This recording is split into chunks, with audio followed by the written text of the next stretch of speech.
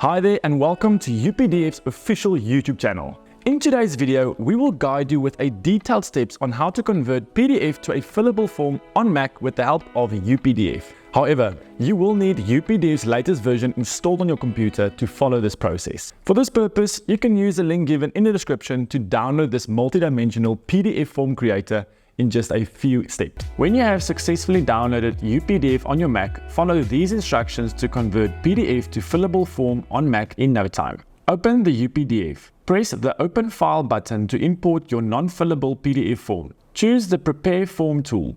Tap on the Settings tool from the top. A drop-down menu will appear, from which tap on the Form Field Recognition feature to make your PDF file fillable.